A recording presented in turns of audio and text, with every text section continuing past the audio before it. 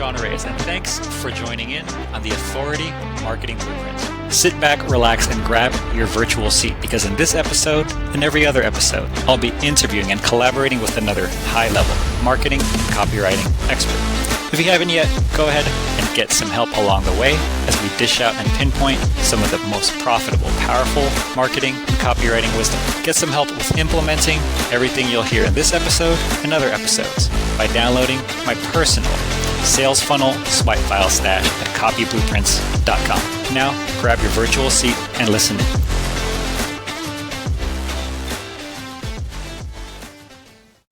Jason Kanigan is here today. He's got quite an interesting mix of experience. We met maybe about a decade ago on one of the older before the copy and marketing groups were on social media. You know, they were on separate channels, and one of them was called the Warrior Forum. I got started in the freelancing industry about 10 years ago, and me and Jason actually met on there. And since then, he's been a direct response copywriter when I first met him. He's been a high ticket salesman, and he's gone off to do quite a few things, all the way to the spacecraft industry, back to high ticket sales, and back to sales coaching. And he still got to start as a copywriter. So I think, there's just a lot we can learn from his lateral movement across multiple different industries. Thanks for being on, Jason. You bet. Yeah, and also scaling up in the size of problems that I solve, right? Because there would have been a time in 2012 when I would have been delighted somebody sent me $250 or $500 for a copy for a sales letter, right? And now it's like, no. The traditions back in the day, it's funny how far some people have come. It's like, cut your teeth. I want to see if I can write copy. I'll do it for a few hundred, and then you get good. Then a few years later, it's like, now I want a few thousand for that same exact project, and plus commission on the back end, which is funny. So I kind of wanted to, let's kind of start where you were from Warrior Forum days, like from the world of copy. And then I remember you also sold your own sales training products through your own copy. So how, kind of like, how did you start off back then, and how was the transition? So what got you into it? Was it Dan Kennedy, I think? Well, yeah. So I was in college for operations management, which is like factory management and process improvement and all kinds of things that came out in the early 2014, I think people started thinking about SOPs and stuff like that. And I'd known about it since like 1994, right? So I'm studying, and I have this 3-hour break on Wednesdays. We were taking 10 and 11 courses a term in the mid 90s. This was killer, right? 50 people started my program and 30 graduated. So I'm there, and you're like stuck for 3 hours, right? Can't go home, can't do nothing. And so I just studied a whole bunch of things. I studied James Glick's Chaos, right? I was watching black and white Desmond Morris videos about animals and human nature and how cities are put together and stuff like that. And I discovered copywriting. And I'm like 19, 20 years old, and I'm thinking, oh, this will be cool, mind control, right? That was the reason I got into it, is I wanted to influence people. I realized you needed to understand people to be able to influence them. And so at the time, Dan Kennedy hadn't even met Bill Glazer yet. So there was no Glazer Kennedy. There was no Admiral's Circle. It was Dan Kennedy self-publishing books that ended up in my college library and my hometown library in North Vancouver. And there were guys like Hoskins and Caples and Ogilvy, and I got to learn about these guys, right? And I'm spending some of my 3-hour breaks on Wednesdays learning about this. And so I get out of college, and I was between jobs in 2000, and I thought, why don't I start a copywriting company? And the word agency, I didn't know about that, right? So I just went around to local businesses and offered to write just about anything for them. I ended up writing a manual for a stained glass window machine. Like, it has nothing to do with advertising, right? But I also started writing copy. And in 2005, I got handed a metal fab shop by a friend of mine who had just bought it. And at the same day that he bought it, he got offered a job by Siemens selling like mining equipment for $100,000 a year in a company car. And he's like, I can't do both. Will you please run the metal fab shop? And so I'm like, okay, I'm trying to remember my properties of materials course and that. And in order to do this, I had to create some marketing for it. And so I created a fax blast series with like headline, picture, benefit, return. And like I would send out 120 of these overnight. It would piss 5 people off and somebody would buy. It'd be like $3,000 to $7,000 for like a staircase or a railing or a gate or something like that. And that's when I started to know that I could do this.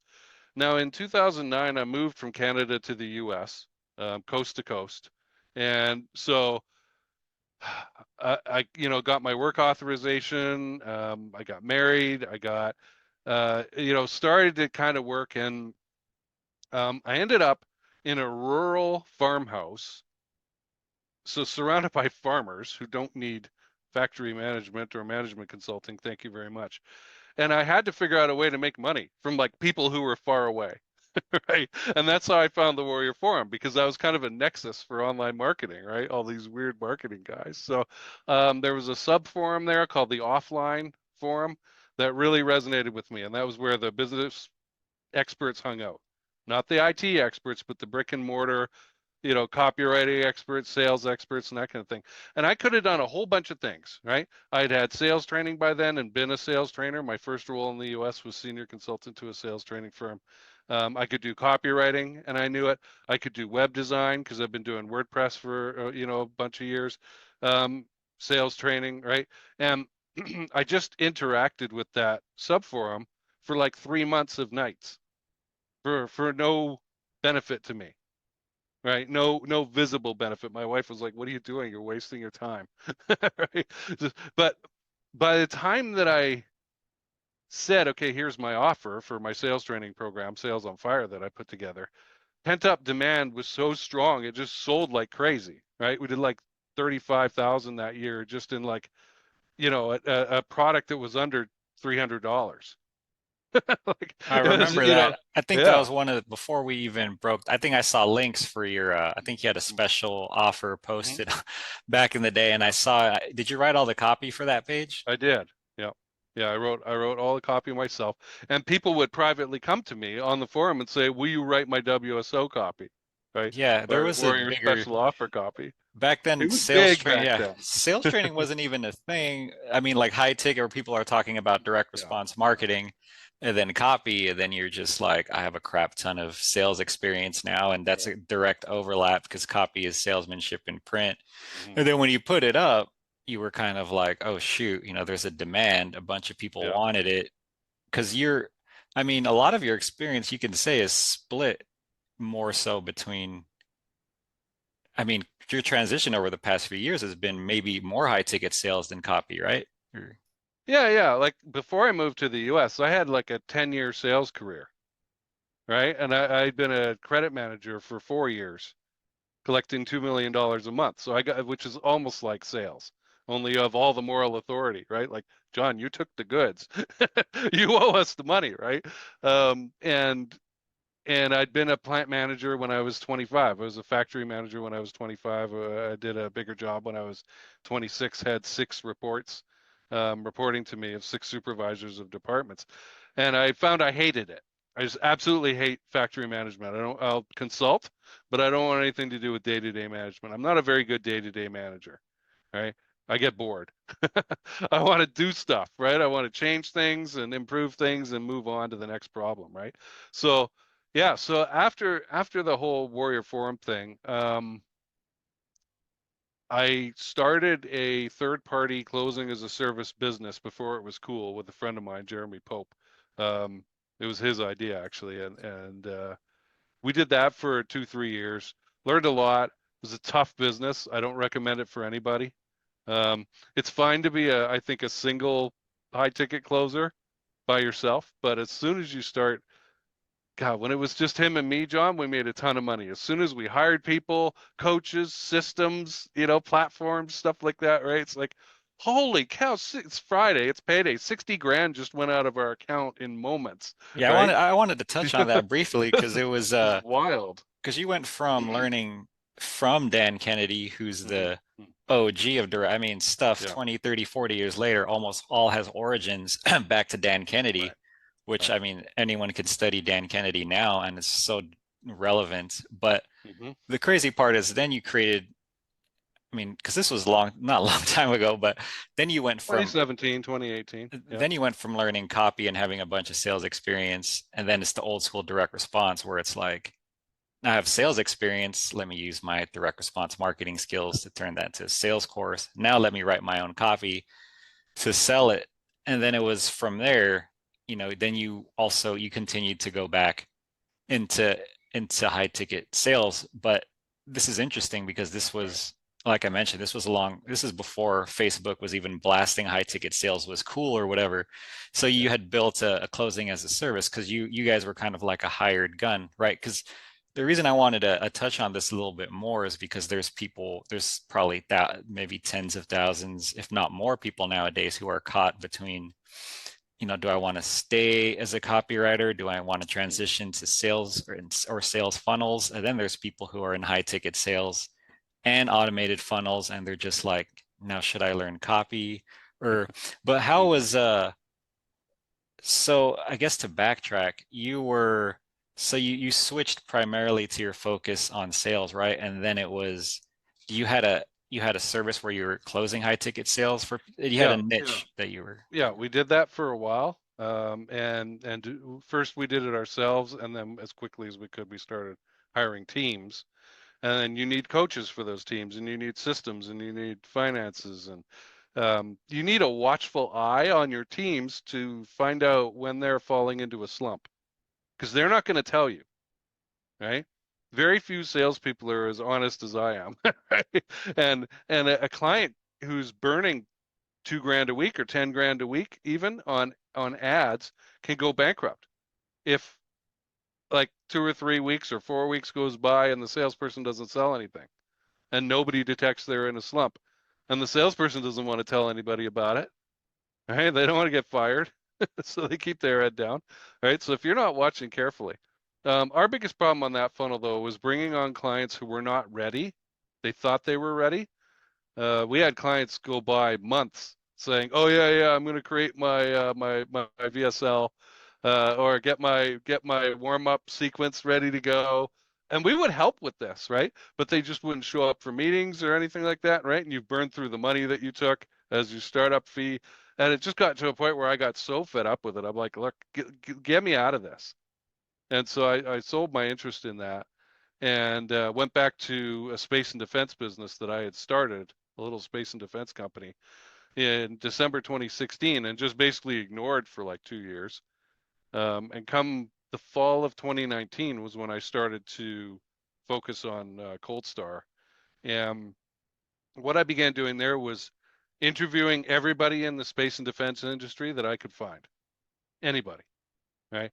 When COVID hit, I had 50 episodes in the can. I had a whole bunch released and I had 50 episodes ready to be released. I started throwing them out 2 a week. And these like the audience was waiting for it, right? They were eager to consume it. And nobody else was doing anything quite like it. Now the interest has kind of waned in that and it's been several years. So I spent 2, 3 years, at least 3 years, looking under rocks trying to find a better class of customer, a commercial space company. Um, like what I mean by that is in 2020, in the summer of COVID, I did all these free calls with space startup founders, and they'd all tell me, "Oh yeah, Jason, I want to invent this. Give me like $200 million for it." And I'd say, "Okay, John, that's awesome. Who's your customer? What's your use case?" "Oh, Jason says get a customer," and I'm not exaggerating. And when you've had that conversation over and over again, they just wanted to build cool stuff and have somebody pay them for it. And now the space industry's been through a couple of investment rounds. Those funds have died, right? Because an investment fund has a certain life cycle, and it's extended for space, but it's still long enough.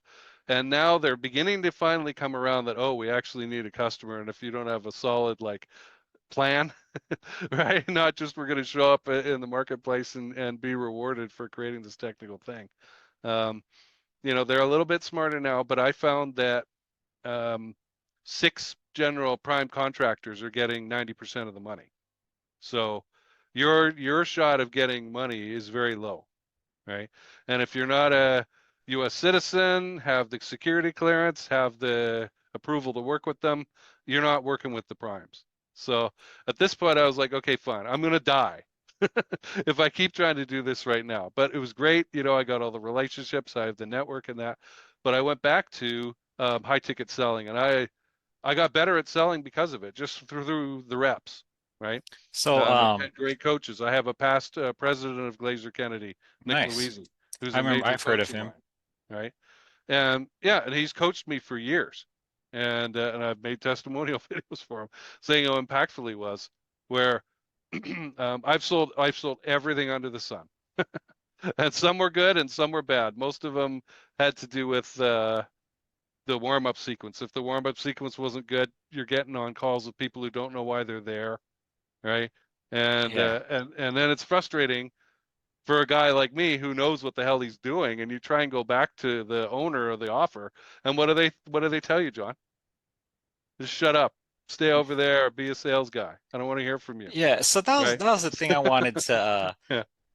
pick your brain on a little more because there's a lot of people nowadays. Some of them are some of them excel at high ticket sales or they excel at copy, and then there's people I actually know personally who are making the transition between the two careers, and then there's like people who want to integrate both. But for let's say for someone who starts off as the creative, the copywriter, what kind of Yeah. advice would you give them as they kind of balance the sales aspect of their career or their transition? I mean, even if it's advice of what to not do. Yeah. So I guess my big problem is that I've always been a conversion guy, right? I don't really know how to generate traffic. I can do math, I can take you through a funnel, I can tell you how many you need of what kind of qualified offers. But as to where to get them, how to get them, right? I don't know, right? And just so you know, I ran an agency. I operated an agency. We did 800,000 a year with 23 clients, doing lead generation for commercial roofers. Those jobs were 50,000 to $1 million. Okay. So I have nice high ticket experience there, but I had a team. I had a team of 6 people plus an outsourced agency who were really great, generating those leads for me. Right. And my job was to run the company and keep everybody happy. Right. So that's been a bottleneck for me. Right. As just knowing how to do conversion will only take you so far. If you don't know how to bring the right people, and I need a partner for that clearly, or I need to get a different skill set, right? If you don't learn how to generate the traffic, um, it seems to me, based on my experience, you're always going to stay on the ground, right? You won't fly around, and take off. So I would be very cognizant of that. It's like, okay, wherever you've come in, whether it's the traffic side or the conversion side, both are valuable, right? Traffic by itself is great, but if you don't know how to close, I don't know how well you're going to do, right? But a guy like me who is great at conversion by himself is kind of like not very useful, right? so so it's you got to have that idea, and I do believe I would have argued against this 5 years ago. I would have argued against it, but I do believe you have to learn the traffic skill set if you want to level up or higher, right? Higher expertise to do That's it. it's so tempting to try to learn be the jack of all trades or Yeah. just to go on forums or uh devour a bunch of courses and programs and all that stuff. But that is, in my experience too, it is sometimes bringing in a partner or bringing in a team where it's not just you're going to hire a bunch of people. It's just, per project, if you got something going on or you want to start a new company or test a new offer, you can just like you said, find a team to surround you and just, hey, complement my skills. I spend so much time in my life, in my career in copy, or I spend so much time in my career in sales. And then instead of like paying them all, you could just work as a team and then kind of split the revenue, grow your company from there. Because sometimes it is a little easier. I guess it does take experience though, because Mhm. I mean, you can't just slap together a team to complement your skill sets if you don't really know what you're You got to doing. have money for that, right? Employee-minded people want stability, right?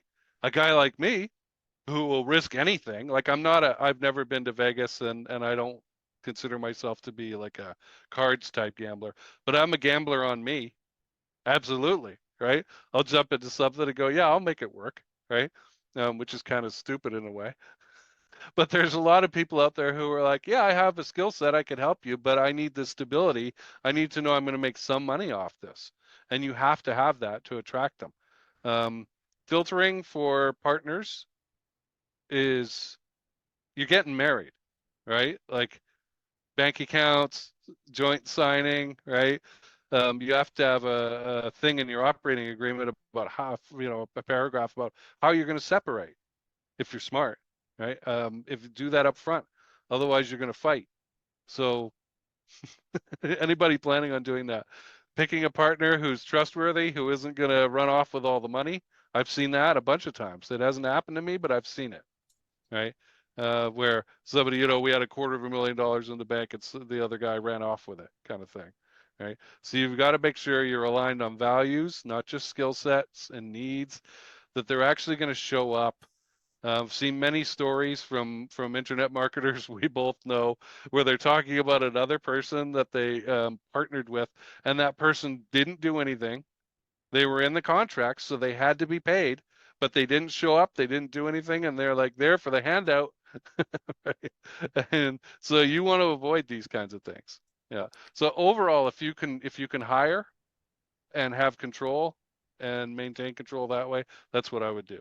In my experience, it's and other very, very successful marketers, if you want to go down that route and you don't have a ton of experience, business experience under your belt, regardless of what field you're in, I Hmm. think the very minimum, I think, I mean, I'm very proactive in MMA. I've been doing it for so long, but I imagine like one coach, right? Because if you prepare for a fight or, you see fighters in the ring, they always have one coach who's just training them up, who's making to watch them during the fight. So if you don't have that much business experience, I mean, my recommendation, I'm not sure if you agree, would be to have maybe just one coach on your side guiding you as you kind of make your transition through networking, working in teams.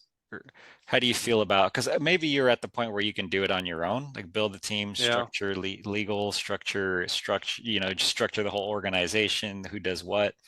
But how would you recommend someone who's in that phase to at least have one coach looking over them? Or I think you should have as many coaches as you can get. I have 3 or 4 at any point in time, right? Some are paid, some are unpaid, right? A guy like Nick Louisi, where we've just had the relationship for like since 2015 when I was on his show when he was at Glazer Kennedy. That episode's gone down, unfortunately.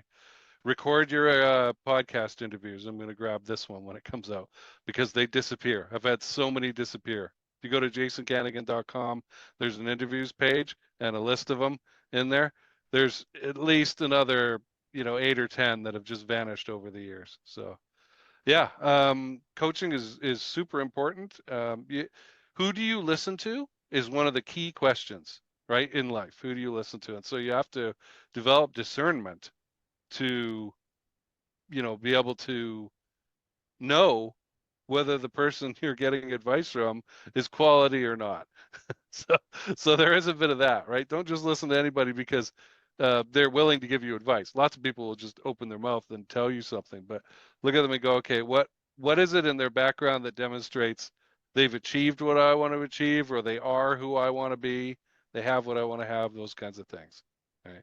Because anybody can give you advice it's also in who the right you way. say no to, right? I mean, Hmm. like you said, it's when you partners and coaches, it's almost like not almost like getting into bed with each other. There's a date screening process. I mean, like in dating, you should screen out your partner and then you start to date and then you get into bed with each other or whatever. But even the process of selecting or finding a coach, it is also who you say no to, right? Because nowadays we have so many options. It's hard to find the right, not hard, but it is wise to be picky on the support network, on the coaches you choose. Yeah. So I mean, yeah, it goes back to discernment again, learning how to say no. But I don't know. We could go through a quick course. So there's a guy who has unfortunately gone to prison, um, but he has a great course out there called "Your Wish is Your Command," and I would recommend anybody who is serious about this go find that. It's on YouTube. You'll crap your pants. It's 11 hours, but there's a couple of really great things like Think and Grow Rich by Bob Proctor, or not Think and Grow Rich. You Were Born Rich, right? These things are from the 80s, 90s, early 2000s. They're out there on YouTube. They're long, but they're some of the greatest free training you can get, and you don't have to shell out $6,000 to go to LA or wherever, right? And and to some hotel somewhere where you're going to be pitched on an upsell. The thing about Your Wish is Your Command is that it teaches you the stages of from unconscious incompetence to unconscious competence, and also kind of a willingness to learn and willingness to change, 0 to 10 scale for both, which is a 0 to 100 when you multiply them together. And if you just keep those are some of the basics, right? Learning and mastering the basics. It'll take you pretty far, farther than most people, because most people are just grasping at things, right? They're just grasping at things. They're just, oh, I heard John's got something, so I'm gonna go grab it. Oh, I heard this guy's got a great course or something. I call this the school of fish, thing, right? The latest thing of the moment is uh is what they're chasing after. And they don't have any discernment about like, why do I need this? What does it do for me? Right? Does it fill a hole in traffic or conversion or some other knowledge thing that I need, you know? So that's the scoop there. That's where I rarely talk about stuff like that, but that's where I would go to To begin with. backtrack, Glazer Yeah. Kennedy, I'm not sure if people that was a when that was for many, many years, the forming of GKIC when Dan Kennedy transitioned to building the huge kind of OG direct response mastermind that carried the industry for many decades. I'm not sure if I don't really hear much of Glazer Kennedy, but what about today? Kind of what are you involved in now? What's kind of your specialization? What's kind of your focus, your zone of genius? Yeah. So I got a good relationship with an IT company. It's a pretty big company that does custom software development, websites. I've learned how to sell $20,000, $40,000 websites, e-commerce sites that go up above that in project size. But yeah, just I've got a great commission with them that you're not going to get out of most companies, and also there's a like a the emotional intuitive side of things I really like understanding people. So things like the disc profile, Myers-Briggs, systems like that that enable you to learn spiral dynamics is a thing that I've been working on the last like 9 years. And it shows you a lot about society, how people believe what they believe, and how you can influence them because of that, which is obviously great for sales. And so what I'm really interested in right now is helping new company presidents at manufacturing firms. So it's quite a ways away from where we started and what we've been talking about. Um, and so 50 to 500 people, maybe several buildings, and these company presidents have just gotten into their role this year. And a lot of them, and I actually sold something like this back in 2008. So I know it's a real thing, right? Before I left Canada. That president came in for $1 a year. They're there for like this stipend, right? And their expectation is they're going to get a big bonus at the end of that year based on performance. And they get into this company and they realize, oh, wait a minute, I was kind of sold a bill of goods here, and maybe they didn't do a very good job on due diligence, right? Um, there's no dashboard. There's no financial, operational, inventory like systems here that are telling me what's going on. I can go to my CFO and they'll say, yeah, I'll give you a report, but that's not what I'm looking for, right? Looking for more real-time systems in that. So this is a great fit for the custom software part of it, right? which the IT company can do and I can make a nice commission on. But I want to handle the hidden agenda of the executive team that that president inherited, where they don't like this vendor or that vendor, or maybe they're preferring somebody, even though that company wouldn't serve them the best, right? Is this a pissing territory contest, right? In the responses that they're getting, or is there something else? And so I want to manage that side of things personally for now, and then I'll formalize it a bit more and delegate it. And that whole thing is on the Cold Star site as internal business intelligence. And everybody I talk to about it has been like, "Oh, that sounds interesting." So my chief issue now, we're back to traffic, right? How do I find and connect with presidents of 5 to 500 or 50 to 500 person manufacturing firms who have been there less than a year? And LinkedIn Sales Navigator is the first place to start because you can screen that way. But there's a lot of people who are on LinkedIn who aren't active on LinkedIn. And so then there's the gap between, hi, here's my connection request, and then actually connecting so I can start a conversation. And that has been killer for right now. So that's what I'm doing these days. So who is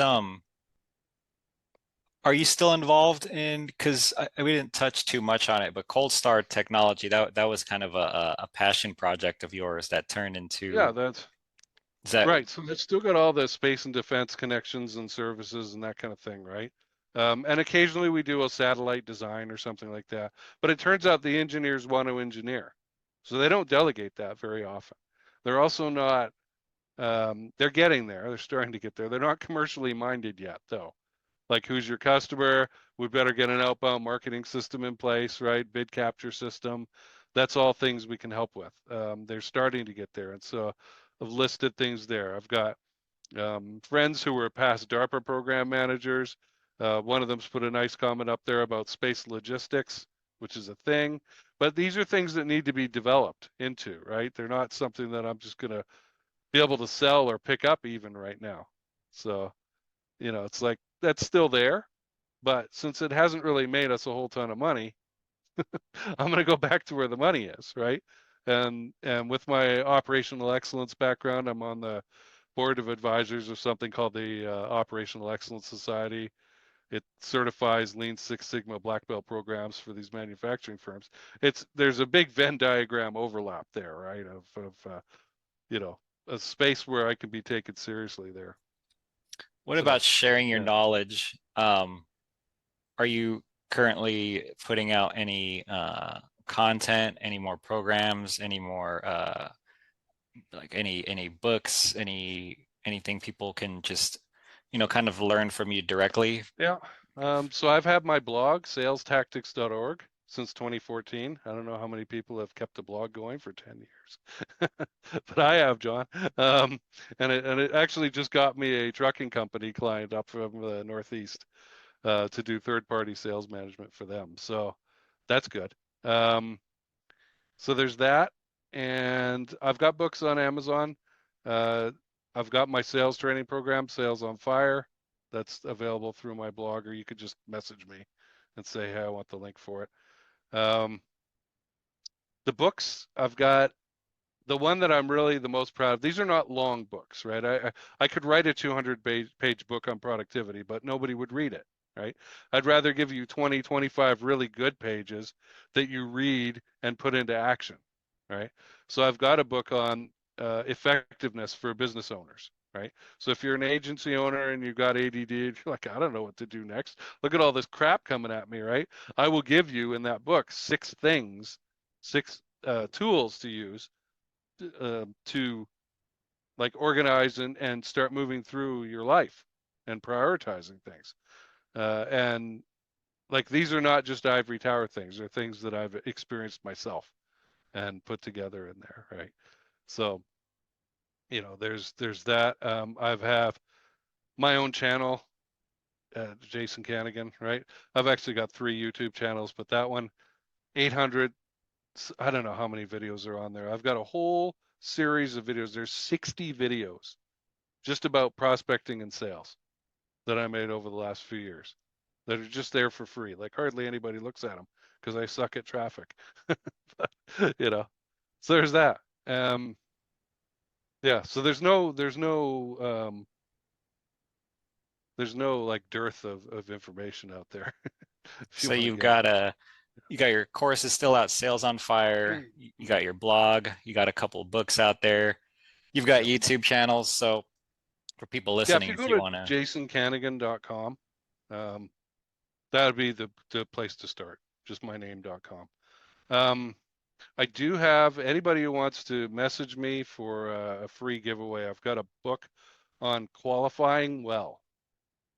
And this is critical, right? So choosing your customers, or if you're having a sales conversation, how to find out like if they're a good fit for you, right?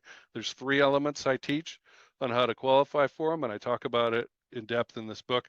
I even give you a bonus on how to get paid to create quotes so that you're not making extensive quotes for people and like outlining their own project for them and not getting paid for it. And I want to make sure you get paid for your expertise. That's key. you've So been just doing this for years now, right? Before people were yeah. taking calls on Zoom.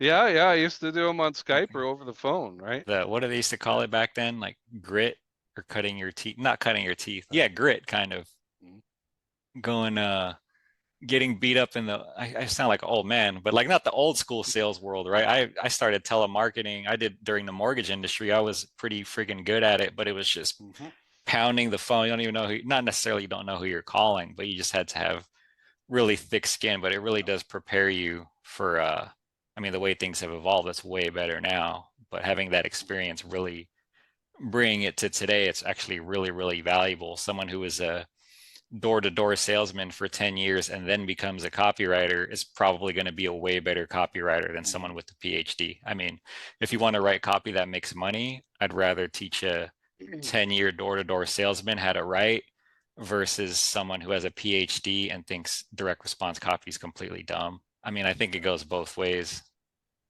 Yeah, I go back to like 2014, I think. I managed a launch for a guy in the stock trading world, stock trading software, far away from the internet marketing world.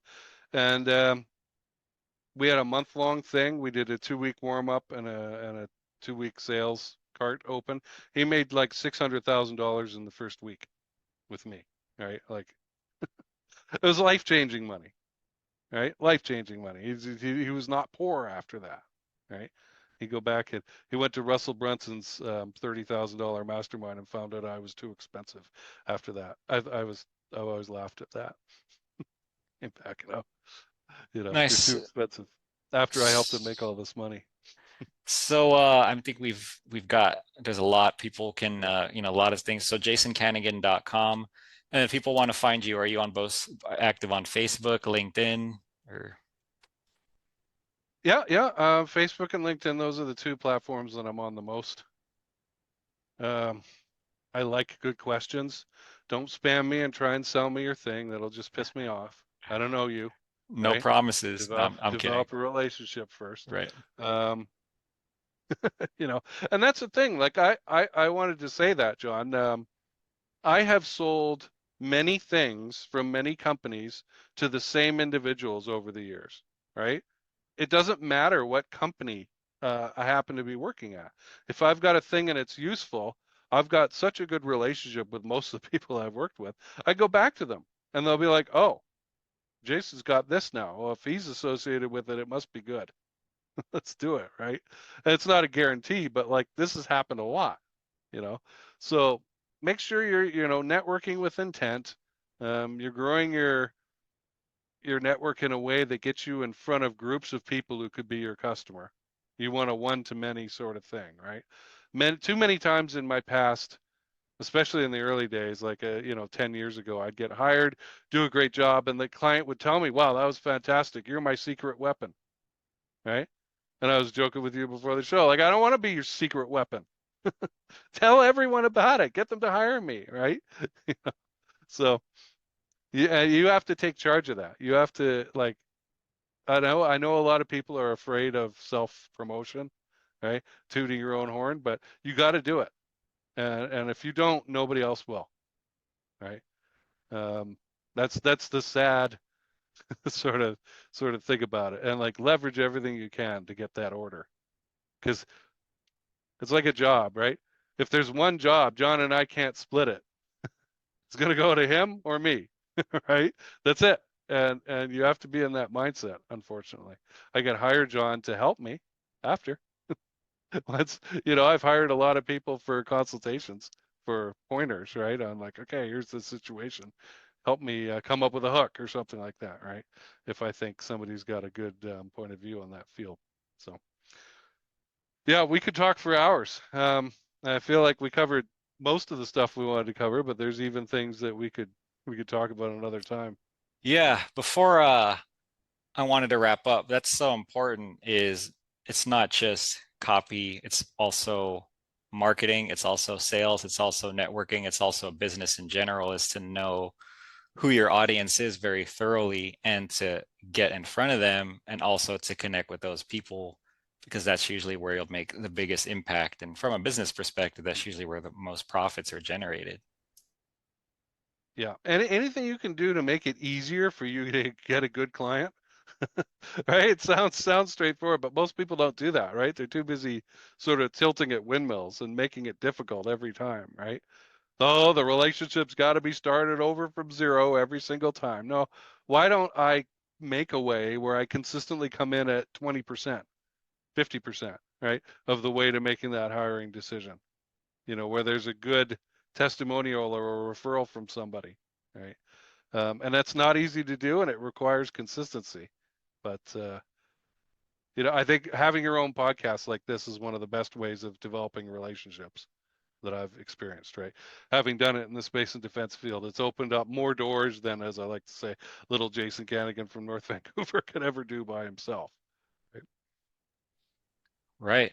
Cool. So to recap, the best place is jasonkanigan.com to see, your free content and what you're up to and Mm-hmm. how much you can, there's, the sales course and all sorts of really cool content to share. And then if people want to hit you up, they can find you on Facebook and LinkedIn.